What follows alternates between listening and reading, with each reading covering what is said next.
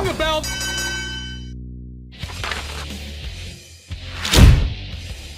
Hello, everyone, and welcome to the Slam Society. Welcome to our review show here of WWE Clash at the Castle from Glasgow, Scotland, from the OVO Hydro. 11,391 fans are at this show. I'm one of your hosts, Karlifornia. This is Jooseyboy. How you doing, mate? Dude, I'm doing fantastic, and I thought it was an interesting show coming from Glasgow, from Scotland. Fucking Scotland.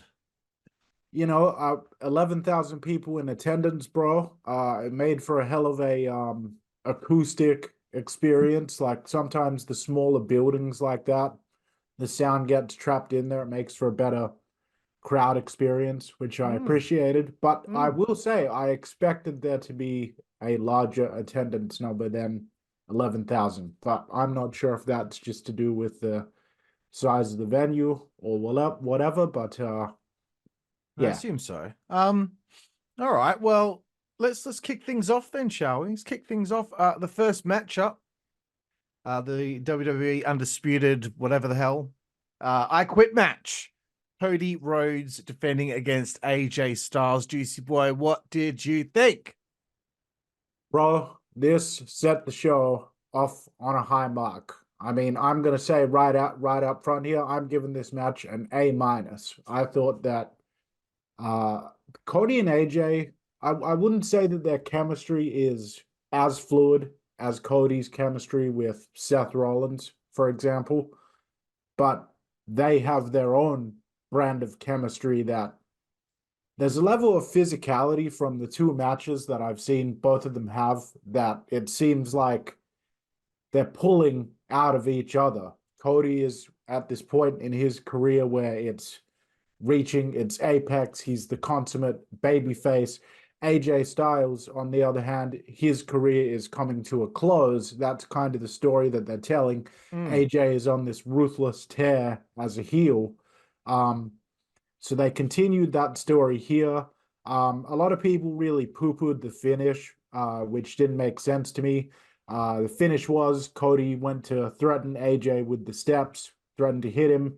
AJ didn't want to obviously get his face smashed into pieces, so he said that he quits, and then Cody hit it with him anyway.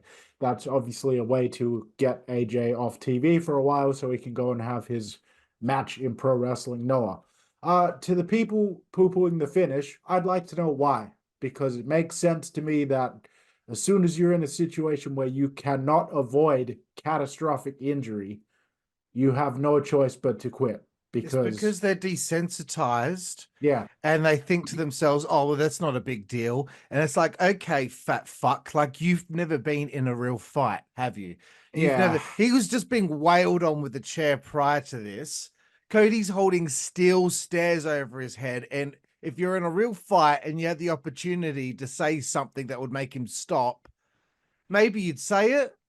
It's just that desensitized. They're used to the craziest fucking shit happening all the time. So nothing is ever good enough anymore, bro. Well, like, that's all I've got to say on the match. I thought it was a really good match. I thought it set a great tone for the show. Hey, T, how you fucking doing, Tone? Yeah, hey, T, how you doing, Tone? And, I think that at this point, WWE's investment of time into Cody is paying dividends, brother. What do you think? Yes, it was quite a good match. Good way to open the show. I don't really have a lot to add, bro. I don't have a lot to add. It's just that was the one thing I wanted to talk about was people complaining about the finish. I don't know what these fucking people want, bro. I don't know what it is that they're seeking, that they need, but every time anything happens, everyone's complaining about something. It's just... wrestling fans are the worst fans of anything in the world. Well, we're guilty of that as well. Because if you applied that logic that, people shouldn't complain about everything they see on a show, then we shouldn't say shit about AEW. But it's like everything they do is annoying. So no, when WWE do something I don't like, I say it. Yeah, that's true. I shit on them plenty. But you know what the thing is with the AEW thing? It's because they keep fucking going on and on about how fucking great it is. that annoys me and makes me want to be harsher on it. All right. Let's move forward. WWE Women's Tag Team titles, triple threat. Bianca Belair, Jade Cargill defending against Shayna Baszler, Zoe Stark, and the unholy union of Alba Fire and Isla Dawn. They're both from fucking Scotland. Juicy boy. It's your go. I know. Here's one of my problems, right? Alba and Isla have not been utilized, been on TV for months. They don't do anything with them. And then all of a sudden they're going to Scotland and they get the title shot. It grinds my gears that they brought them up from NXT with the NXT tag titles, had them drop them, then didn't do anything with them for a year. I understand that they have quite a lot of people to do things with up there on the main roster. So they don't bring anyone up from NXT if you don't have the space. Yeah. But anyway, I thought this was a fine match. I thought the ladies were all going for it. I wanted to bring this up, right? And I know I'm going to probably bring it up a bit later with the these tweets that we'll be responding to, but there was a portion of the match where Jade Cargill was a little off. But I think a lot of wrestling fans out there don't understand is that the ropes were loose. And if you try to do a springboard on loose ropes, it might not end so well. Especially not on those ropes. Like you and I have both, in our time in wrestling back in the day, late teens, early 20s for me, early to mid 20s for you. So quite some time ago. But both of us wrestled in multiple different rings during that time. One of those rings had the cables with the tape wrapped around it like you see in AEW. The other one of those ropes was real ropes with a layer of tape around the rope like you see in WWE. Do you remember that, bro? Yep. Now, having worked in both of those rings, bro, and trained in both of those rings, I don't know about you, but I distinctly remember bouncing off the ropes, hitting the ropes, interacting with the ropes, feeling completely different between those two rings. And I noticed it especially when it came to springboards and stuff like that. When you see people doing springboards and dives in that ring with the real ropes, there is a lot more pressure on those ropes. They bow down a lot more when people jump off them. Whereas the cable style ring, such as AEW uses with the tightly wound airline cable, that's not going to move, no matter what you do to it. It's solid. So not that I'm necessarily making that as an excuse for screwing things up. We see people transition between the two companies or with the different styles of ring all the time. But in this instance, it was noted that the ropes were looser. And that's a recipe for disaster when you've got people that are going to try to springboard off the ropes, especially if they're less experienced like Jade Cargill is here. Sorry, go on. That's all right. Yeah, no, it's just there's a lot of wrestling fans out there that just they have these opinions, right? But they don't know anything. They don't know anything. They don't know what it's like putting up a ring. They don't know what it's like being in a ring. They've never wrestled. And they just they come up with these conclusions and these educated guesses from their stupid, feeble little minds about what the situation was or what it is really like. And they've never even fucking hit a fucking tennis ball with a tennis racket. They've never gone for a jog. They're a fucking bunch of fucking unathletic slobs. Yeah, generally, they're not very physical people, you could say. Like, I'm not a really physically inclined guy. I play a little bit of hoops. I've done the wrestling, some jiu-jitsu, but I'm not really a physical guy. I like to chill at home, on my computer, watching TV and shit. So I'm not taking shit away from those people, and we're not even saying that you have to have been a wrestler in order to critique wrestling, because people critique films and other media all the time without ever having done it. But before I had my experience training and my little dabble in pro wrestling, I thought that I knew so much more than I did. And then that experience of it just taught me, oh, okay, I actually know nothing. Like I still know nothing relative to people who are experienced in the business, you know. Yeah. I think you got to take a step back sometimes because we're guilty of it as well, and just remember that we're not really looking at it from the inside out. We're only ever looking at it from the outside in. Exactly. And anyway, Alba Fire and Isla Dawn ended up walking away with the tag titles here in this matchup, which I was surprised by, but I guess knowing that the other two Scottish performers weren't going to be winning, maybe they felt that it was necessary to get at least one big pop there in Scotland. So I was happy for them because now that they're former NXT tag team champions and now they are WWE women's tag team champions. So good for them. And I think Isla Dawn is absolutely drop dead gorgeous. Juicy boy. Yeah, I don't have too much more to add on top of what I already said. I liked the surprise win for Alba Fire and Isla Dawn. I like it when there's sometimes a surprise. I didn't expect this. I expected Jade and Bianca to retain the titles and we'd move ahead, and they didn't. So I had fun with this match and I'm giving it a C minus, bitch. All right. Stick. No, nothing else I wanted to add there. I think Bianca and Jade will probably win a rematch and take the belts back at some point. I don't. It would be a bit. It felt a bit weird that their title reign was over already. But anywho, let's get to the next one. The WWE Intercontinental Championship on the line. Sami Zayn defending against Chad Gable with Maxine and Otis at ringside. Juicy boy, your thoughts? This may shock some people, but I can only really give this a C plus. Oh Lord. I love these two. They're two of my favorites. I love watching them work.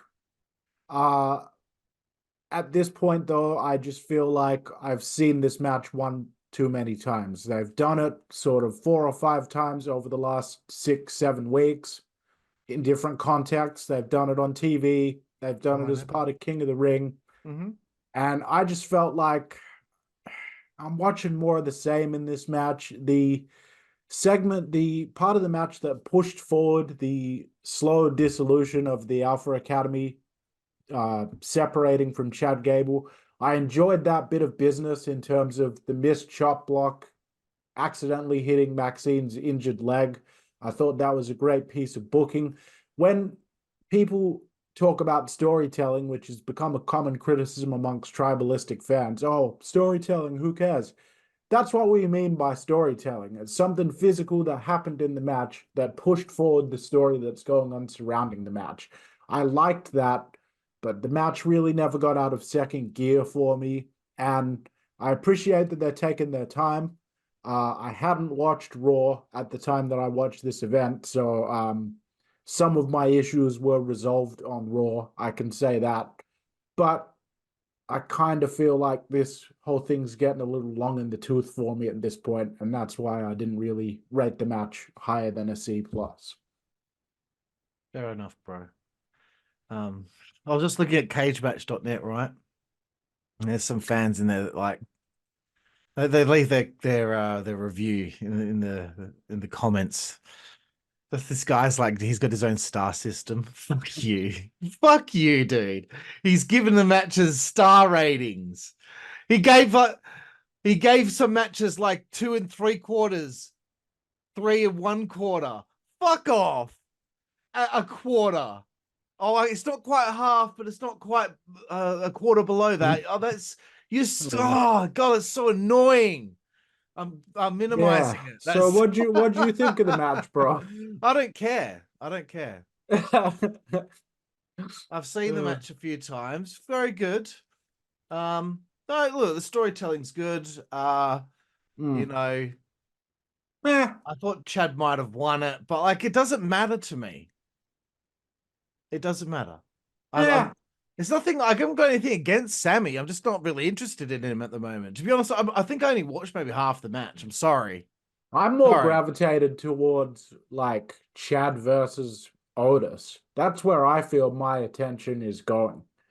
Mm. And I like watching Sami Zayn's matches, but I'm not really necessarily enjoying him being a part of this whole thing. So I agree with you It's nothing on that. against him. It's just like what I said on the when we did the simulation of Clash at the Castle. Like when he came out making his entrance in the video game, I was just like he was doing something really interesting, and we saw different Mm, sides of his character in the Bloodline story. And now he's just back to regular old Sami Zayn with the theme song and the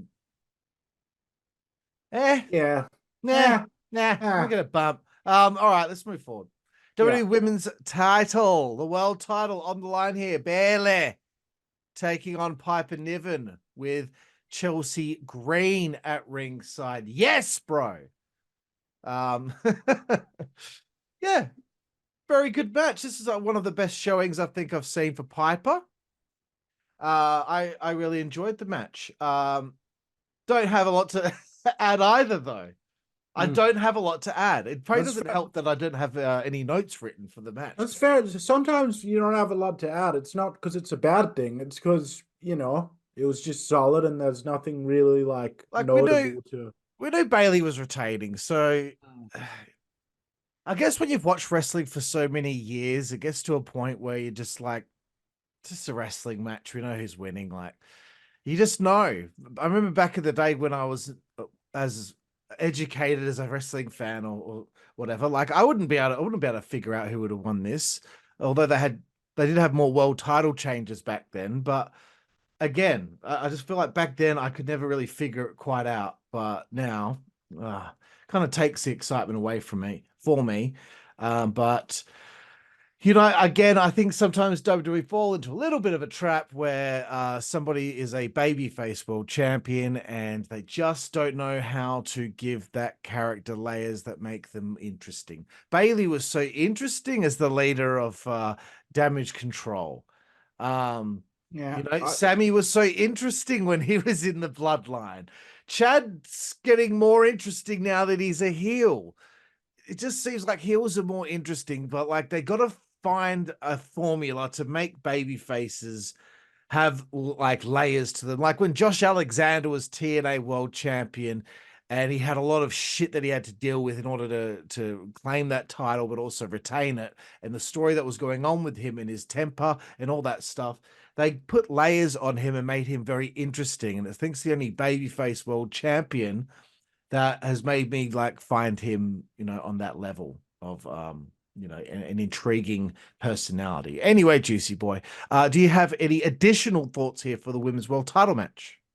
Yeah, C minus. I think that Bailey as a babyface, I think that these people when they turn babyface and the company as well together, you need to change it up with the attire, change your hairstyle, give the theme song a revamp. Like, in my opinion, Sammy, it's time that he got some new gear and like maybe a new theme song to Maybe. reflect the changes of his character. Bailey, she's gone through this great heel run that everybody loved and stuff. Now she's gone back babyface. It shouldn't be just the way Bailey was before she turned heel. She should be an evolved thing. And I think sometimes just a visual change can really go a long way in aiding that perception. And I will add this note before we move on. I think that more people on the show should be seen wearing street clothes when backstage Yeah. and interfering and stuff. So I'll mention it now before I even get to it. When Owens and Randy Orton ran in later, why is Randy Orton wearing his trunks and boots? What was he? Yeah, because Oh, he's not booked on the show. He's that's not weird. there to wrestle. So why isn't he wearing like jeans and a hoodie or something like that? Even Kevin Yeah. Owens, I can't really remember, but Kevin Owens basically wears just clothes anyway. But Yeah. you get what I'm saying. It's a little visual difference that allows the character to express more of their out of the ring personality that can go a long way in aiding the material they're working with to having a bit more flavor to it. All right. That let's is move it. weird. I didn't even notice that Randy was wearing his fucking tights. Like, come on, Randy, come out in some jeans and a fucking like Yeah. denim jacket or something, bro. Like Scotland, it's Yeah, they cold do out it. They there. do it all the time. People that aren't booked for matches on the they still do it now in the Triple H era. Someone's walking around backstage, they're in their attire, and then a match gets made, but they weren't previously meant to be booked on the show before that promo. So why would they be wearing their attire? It's very nitpicky, but at the same Yeah, time, come no, on. it at For least real. in AEW, like Yeah. we don't like the way that their guys necessarily carry themselves all the time, but at least they have this over the WWE. They let people dress how they think their characters would dress outside the ring. You see Mm. their characters in different clothing and environments all the time in a way that you don't in WWE's more homogenized setting. Yeah. Okay. Yeah.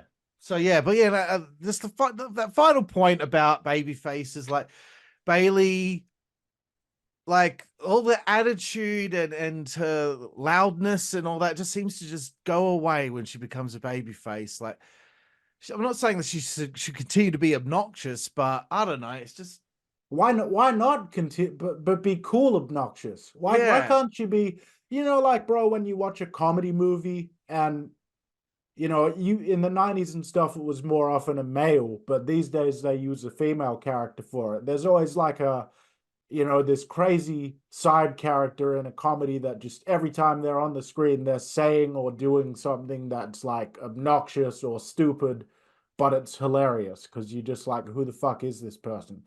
I think Bailey should bring some of that energy to her character. She should continue being obnoxious, but now that people like her, they're going to find it funny that she's being yeah. obnoxious and stuff like that. It turns it into a more uh we're laughing with her rather than she's annoying us thing. Yeah, So exactly. It's like just because she and her friends aren't friends anymore and they had a fight and she's no longer doing mean things to people and ganging up with a group of girls doesn't mean that like her personality completely changes. yeah, Okay, let's get to the fucking main event here, bro. dude, I Uh can't believe we're already there, man. It just goes to dude, show. dude, Like, like this is shit. I mean, it's only 5 matches, but I will say this, like again, I downloaded the pre-show. And sometimes they have a match on there, and sometimes they don't. And all I saw was fucking Sam Roberts' fucking mug on the screen oh for a my whole God. hour. Dude, imagine the fact that like this guy gets paid to do that job, man. To sit there and pretend that it was that what he's talking about is real. Like, and I'm not criticizing him because I'm jealous or whatever.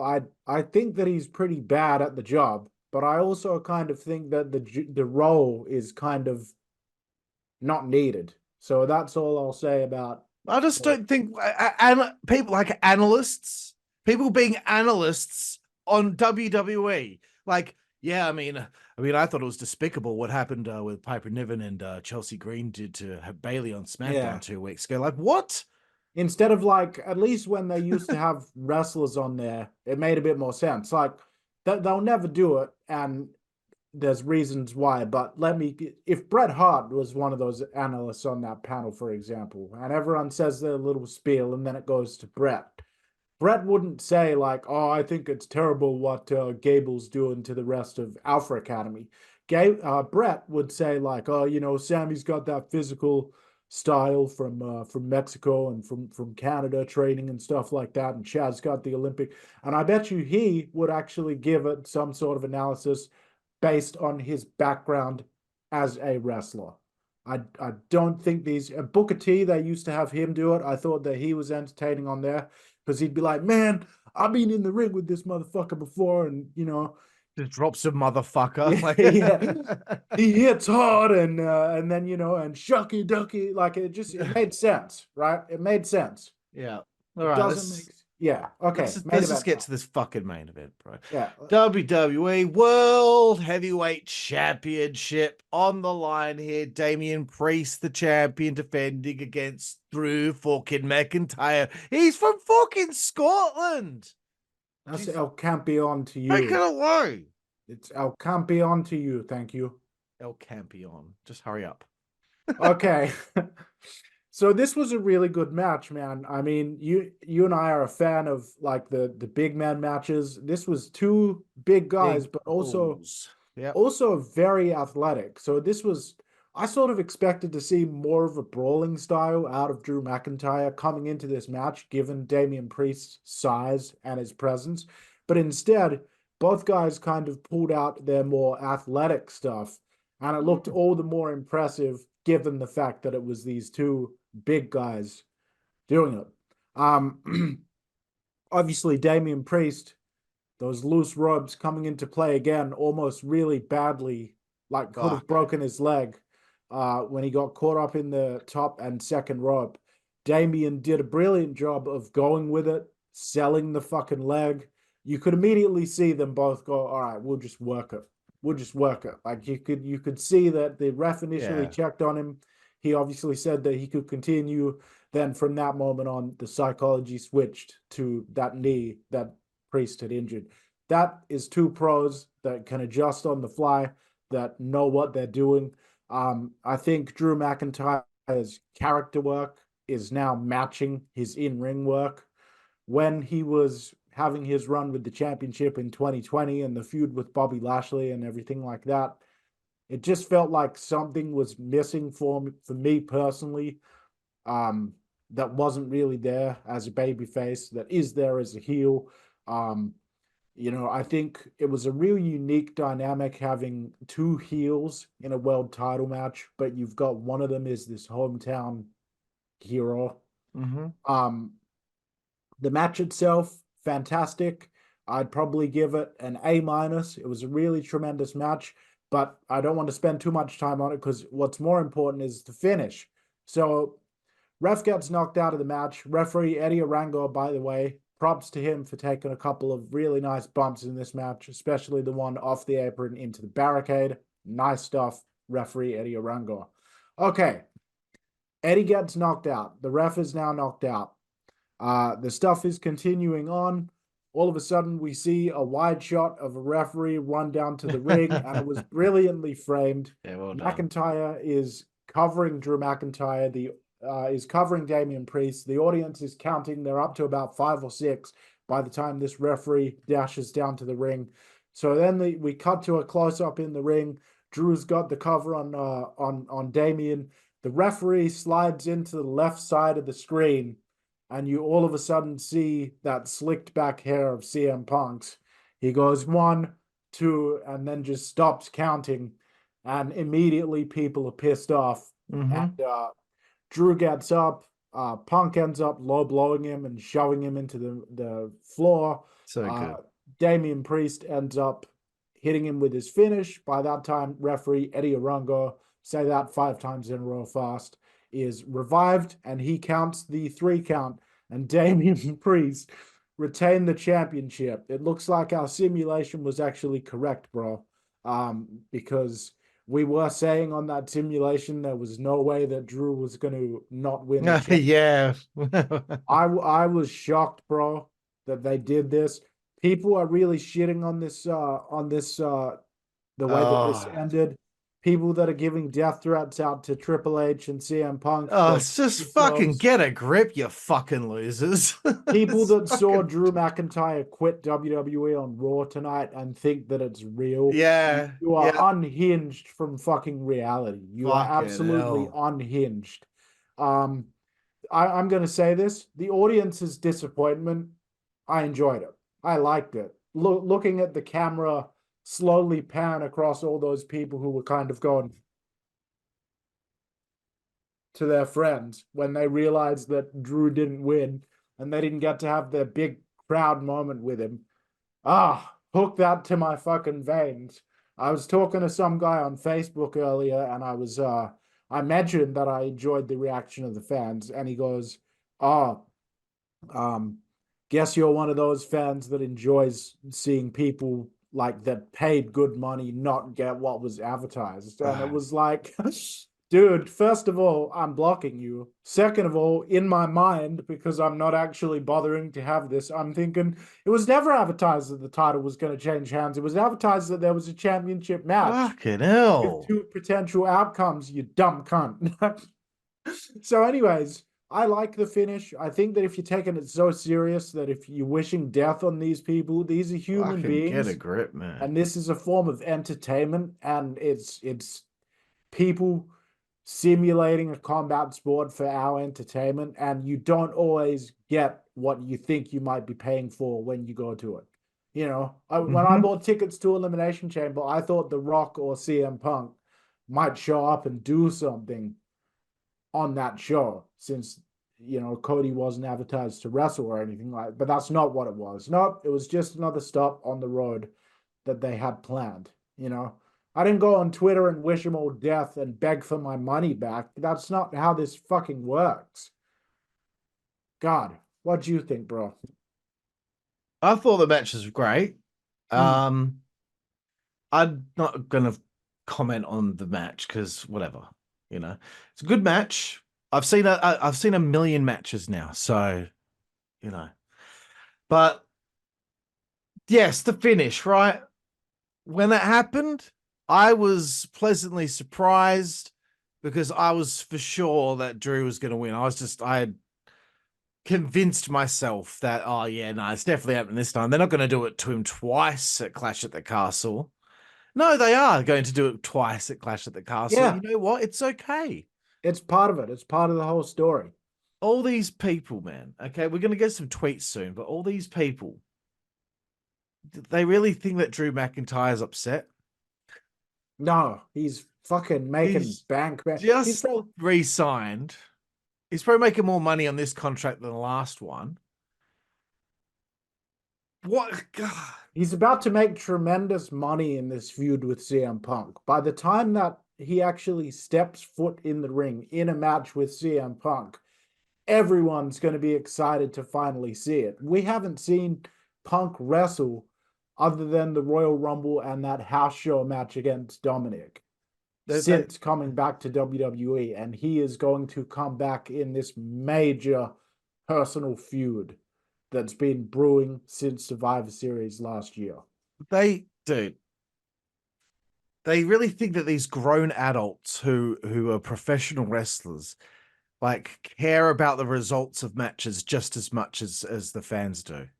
Like they actually think Drew McIntyre would be like upset that he didn't Yeah. win the championship. He doesn't care. And even if I he was guarantee he doesn't upset, care. tough tits. That's his job, bro. Like, that's his job. He may well have been a bit upset that he wasn't going to get that moment or whatever. I'm sure they told him beforehand, and it wasn't like they told him at the last second anyway. But even if they did shove it on him at the last second, man, that's part of what his job is, working at that level in the WWE. So I think get the fuck over yourself. All right, you ready to Well, do some the tweets thing or? is, I'm not ready. I'm not fucking ready. If Damien lost the belt here, how many people be complaining? Oh, they cut Damien's Yeah, legs from under him. It's not fair. They yeah, screwed Damien Priest. Maybe he should go to AEW. Here's the other thing. How many people do AEW fans want over there? When yeah. is enough enough? You They've don't got want Drew. You don't want Drew. Let's get some tweets. absolutely, bro. Absolutely. Tweet number one. Okay. At Anthony Scats. You mean to tell, and this is he's uh quote tweeting WWE showing CM Punk backstage and stealing the referee's shirt and running out to Yeah. Drew. Anthony says, okay, this is so good. You mean to tell me this motherfucker's master plan was to fly to Scotland and hope a ref got knocked out so he could pretend to be a referee to pretend to count a pinfall that wouldn't have counted anyway since he's not a referee? Dude, he wasn't waiting for a referee to get knocked out. He was just waiting for an opening for him to go out there and screw Drew without it end up like being a disqualification. What is wrong with you? Don't think about And it that fucking literally. and he didn't fly all the way just to do that Just either. it, just It's that. Dude, they're WWE superstars. The kayfabe of it is like, of course they're gonna fly him over there to sign autographs and fucking be backstage. They might need to get his thoughts on something. There's a million different kayfabe reasons why he would be there for such a big show and not be like Randy Orton was there, and all he did was interfere to run somebody off in his wrestling attire. So just do you realize it's fake? That's all I've got to say. Like I know we like to do the whole if this were real thing, but like Anthony clearly didn't think about it from like, I don't know, a bit more of an outside looking in point of view. He just kind of just looked at this one thing and thought that that's the only thing that CM Punk was waiting for was a ref bump. No, he was just waiting for an opening. And then like he was trying to argue with people in the comments saying, well why don't you just go out there anyway? Like, because he probably didn't want to have the match end in a disqualification. Yeah, because he kayfabe found an opportunity to sneak himself in there without alerting attention to himself. I He's also a schemer. yeah. I also saw another person complaining. Why wouldn't Punk like just let Drew wins? Because then Punk would end up getting to have a shot at the title. He doesn't want the championship. He wants to ruin Drew's life. Yeah, that's what he doesn't care about the championship. He knows the championship. He's interested in Cody's championship in the broader scheme, but he's. Have you not been watching the show? Like, Punk doesn't care about the championship. He only cares about getting revenge on Drew McIntyre. Exactly. Fuck. There's some of these people. Watch the show. Watch the show. So funny. Okay, here we go. Watch the show and understand it. Okay, here we go. Next tweet at AshWTRR. There's a picture of Triple H smiling, right? Missed the landing on Sammy. Missed the landing on Drew and Gable again and again. Missed the landing on Sheamus. I don't know what that's referencing. Books Bianca like shit. Not to hand it to Isis. Even Vince knew she was the top star. I have no idea what the fuck is going on about. Pretends to not want attention, then is in spotlight everywhere. Booker of the year. Oh God. What?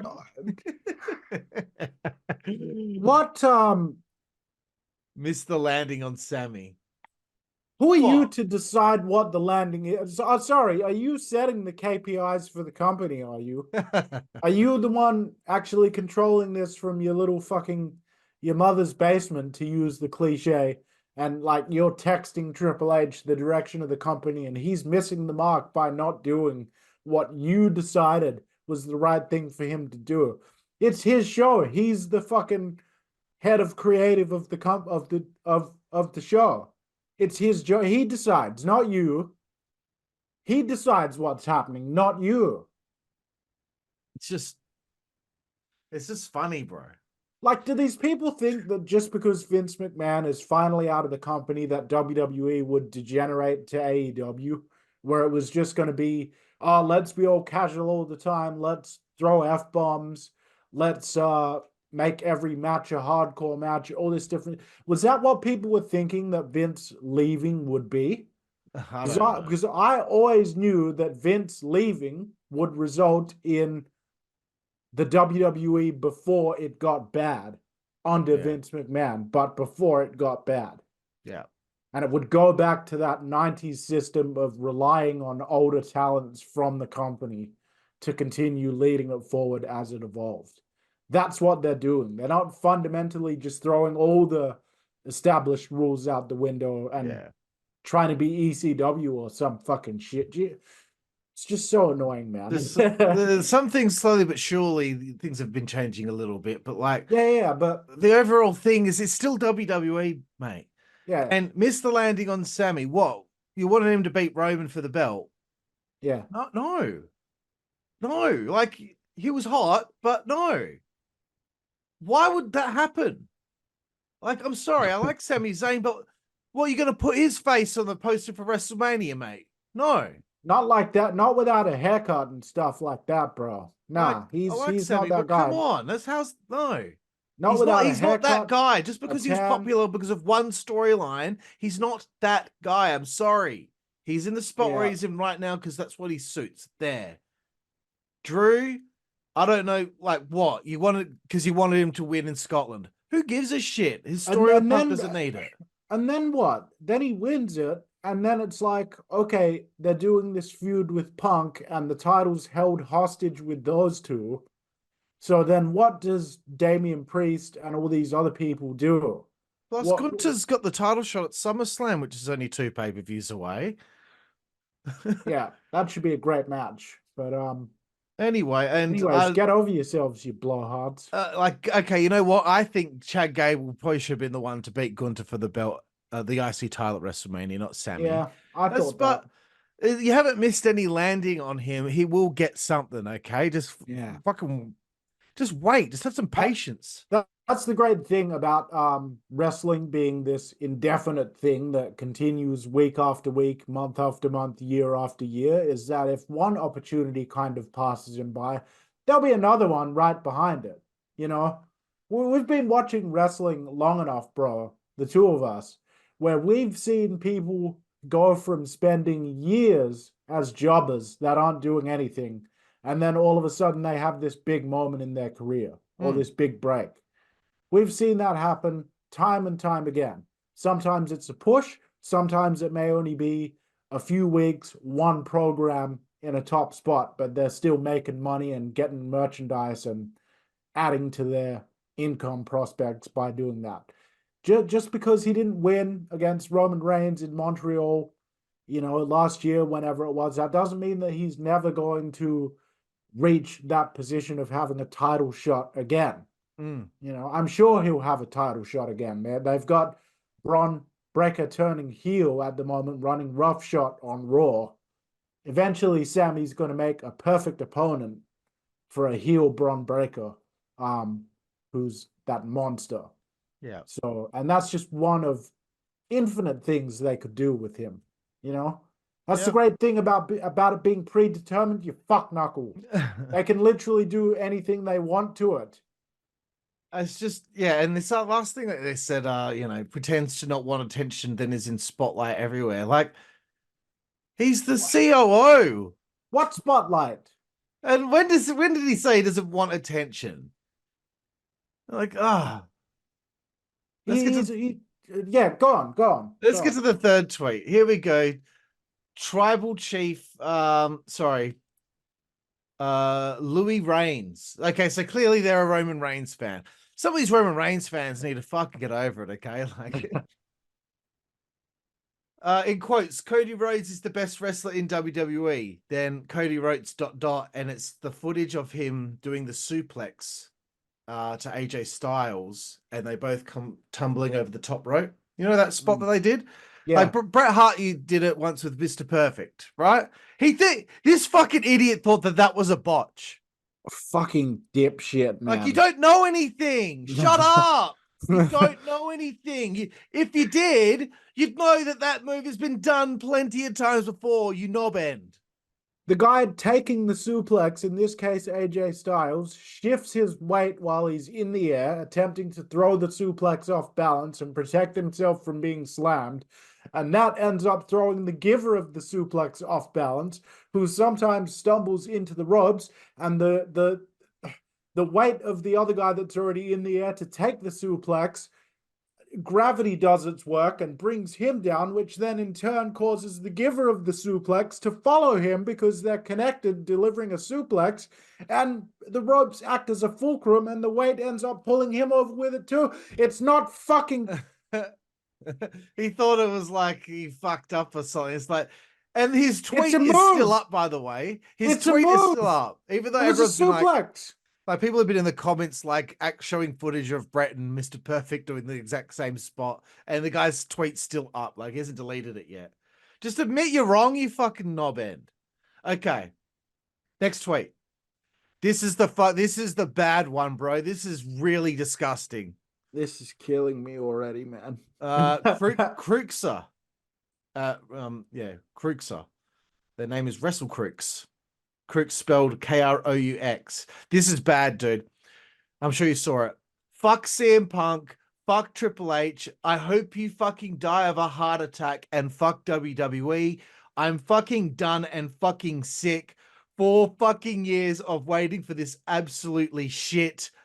He should have never re-signed. And if you're offended, fuck you too. You are a fucking disgusting cunt, mate. Um, It's fake wrestling. Get over it. I've got to say, I'm not really offended at the tweet. I'm not offended. I'm offended that your parents didn't abort you, dude. That's what I'm offended about. I'm offended that you're alive and you're breathing and you're allowed to write such hateful, negative things and put them out. These people, you want to wish death on CM Punk and Triple H and wish a heart attack on him over who's got daughters? Over a fake prize fight. Yeah. And then you say you've been waiting, quote, you've been waiting 4 years for this. For what? You thought after 2020 when he beat Brock Lesnar that there was an even bigger coronation coming? What coronation did you think was coming? His coronation was beating Brock Lesnar for the championship. What do you want? That made him a top guy from that point on. Now, 4 years later, he doesn't need to be the champion to be a top guy. You fucking idiot. This person locked their account soon after that tweet. They locked your account? So much hate. Yeah, because people don't like it when you threaten death on human beings over a fake fight. Right. No one gives a shit if you're done. Oh, you're done. You're done, are you? No one fucking cares. Go be done then. Go be done with it. Go sit in a corner of a room somewhere, probably your mom's basement. He should have never re-signed, bro. And stare at a wall. And do what? And stare at a wall and just do nothing. Just sit there and stare at it. And okay, Drew didn't re-sign. Okay, now what? What do you want him to do? Oh, yeah, AEW. What? Okay. They've already got a world champ right now. And do what? Yeah, do what? Job to Will Ospreay? Like, well, you want to join the Blackpool Combat Club? Yeah. And him and Claudio can be a tag team or something? Yeah, should he get put into a tag team with Claudio, and then they can go ahead and job to the Young Bucks?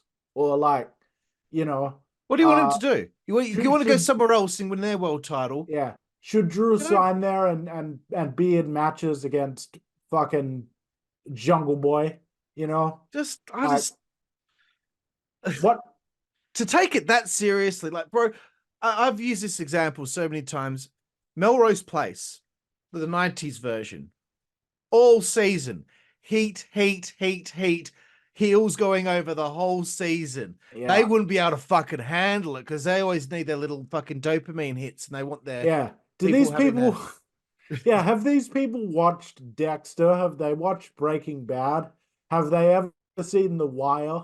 Have they ever seen The Sopranos? Have they ever seen The Walking Dead?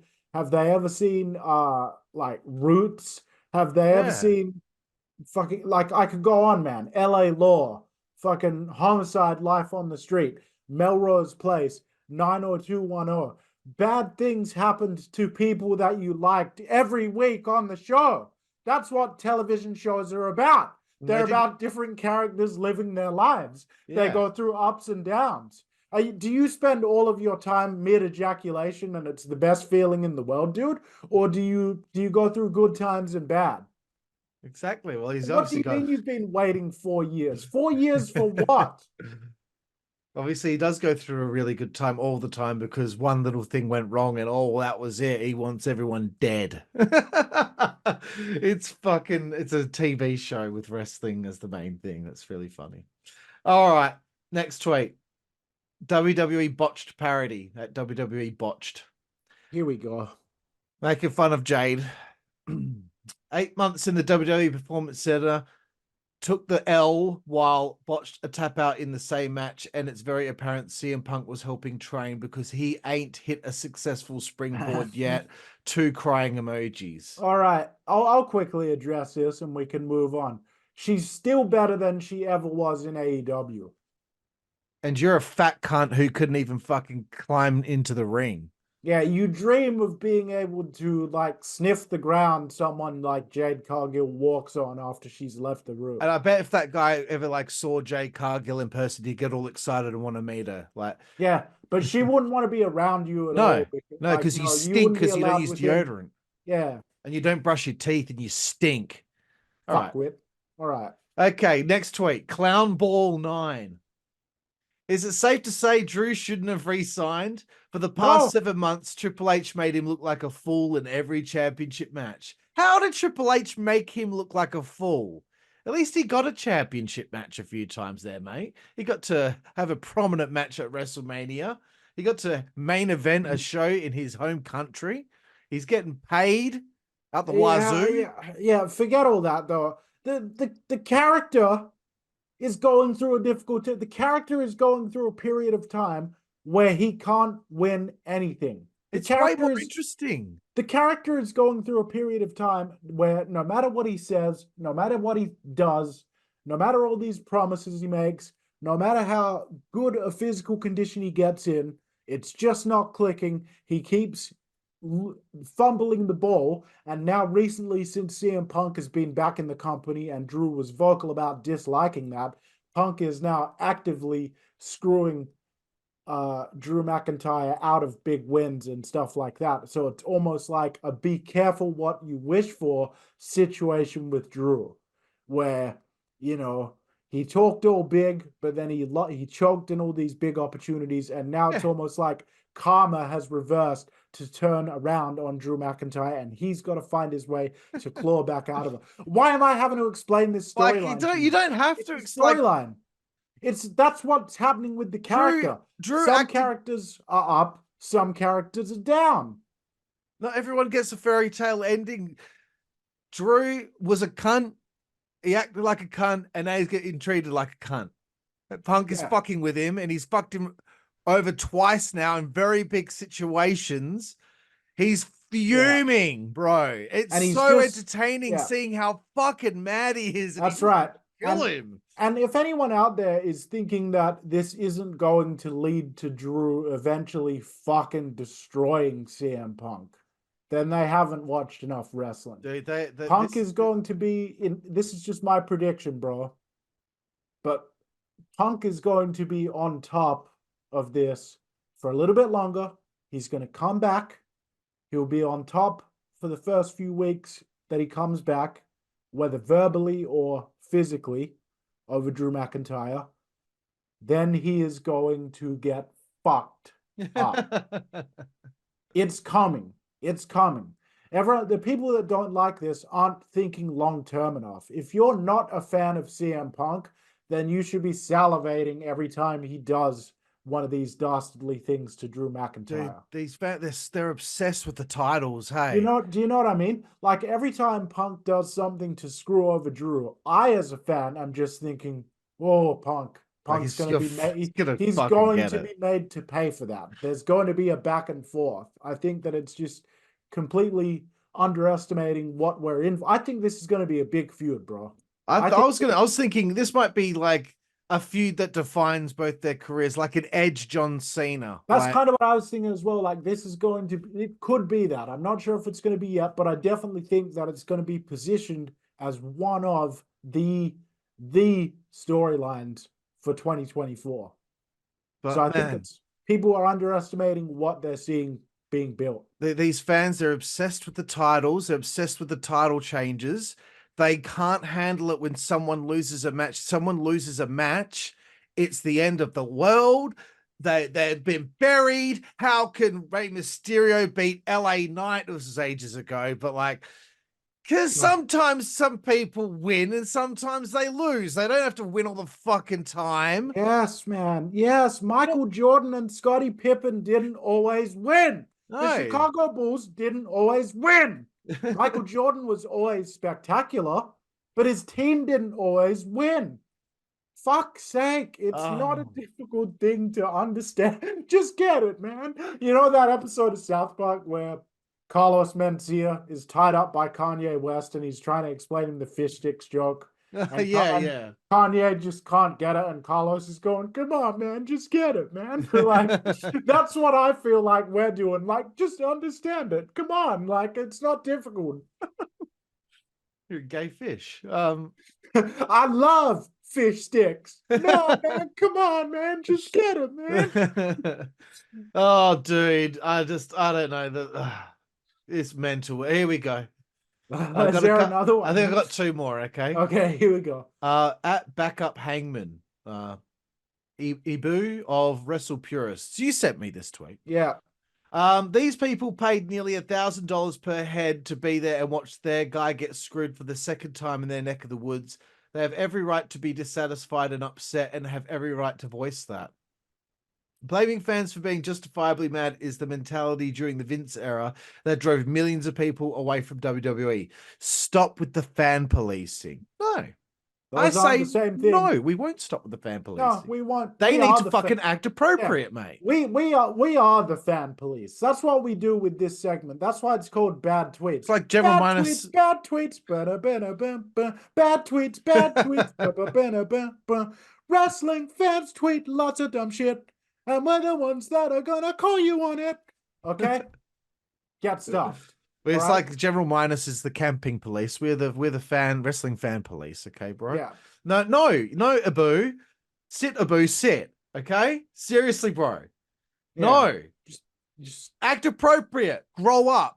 yeah, and Sometimes I'm sure you don't get what you want. Sometimes characters don't get what they want in Yes. TV shows. That's the whole idea of some people being heels, Ibu. Like, Triple H knew that fans were going to be pissed off at this result. And he's probably sitting there going, "I'm a bad little boy." Like, he's probably excited with the negative reaction that it's got, because just like we made with our earlier analogy to other television, bro, it's a bad ending for this episode. This episode ended on a bad note for the hero of the episode. That doesn't mean that they did a bad job or put on a bad show. Fuck. It's just crazy, man. Like, I don't know what it is, but it just feels like since social media's opened up the world to have more conversations with more people and hear people and read people's thoughts more on a more often basis. It just feels like it's just evolving into like people being absolutely fucking ridiculous. Oh my God. I think like Twitter is probably one of the worst examples of It's that. bad, dude. It's got a terrible moderation system, a terrible content policy. Any fuckknuckle can pay $8 for a blue check anymore. Everyone's got a fake picture. You can't people aren't accountable by their actions and what they say, because they can just have a no-name account and we will never know who they are or what it is they do. And like, I believe in the freedom of expression and all that shit, but here's the thing. I'm just going to say this. I can only speak for myself. If your Twitter profile picture is a picture of a WWE wrestler, you're not qualified to talk to me about wrestling. You're not qualified to share your opinions with me. Yeah. No. Because you're a loser. You're mentally stuck in year 10. You're too much of a pussy to actually stand behind what you're saying by using your own identity as your avatar on Twitter. And there's a good to fair chance that you're ugly. Yeah. Because if you were somewhat good looking, you would probably have a picture up there, wouldn't you? No, you have to hide yourself because you are a fat loser. Okay. So you just know that all those people with accounts like that, you mean nothing. You're invalid. Your opinions are invalid. All anyone ever does when they look at them is roll their eyes and imagine how bad you must smell in person. Yeah.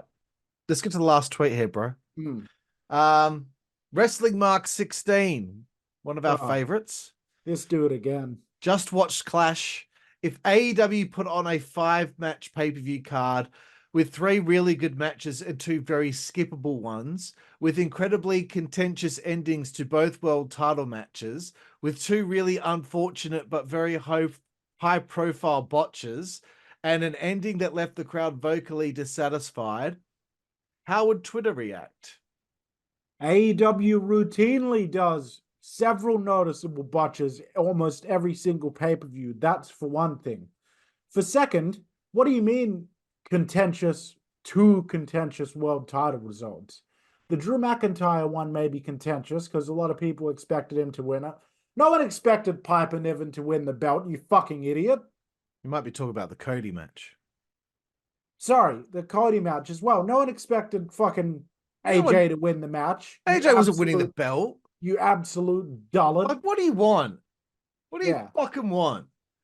If do you want clean finishes, do you? If AEW did a 5-match card with 3 pretty good matches and 2 that weren't that good, I'd like it. I'd be chuffed, bro. Because the show wouldn't go for fucking 4.5 hours. Exactly. I'd be chuffed.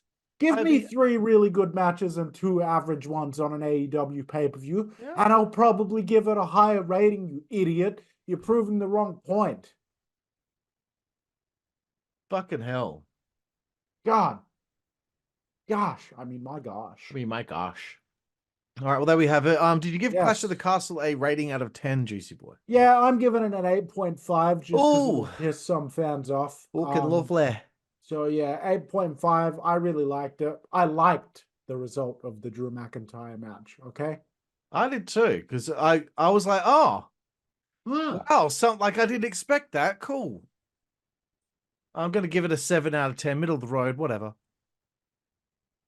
Yeah. Thanks, Juicy Boy. Yeah, no worries. And all you fans out there, don't wish death on people in the WWE. Like, absolutely, we're all human beings.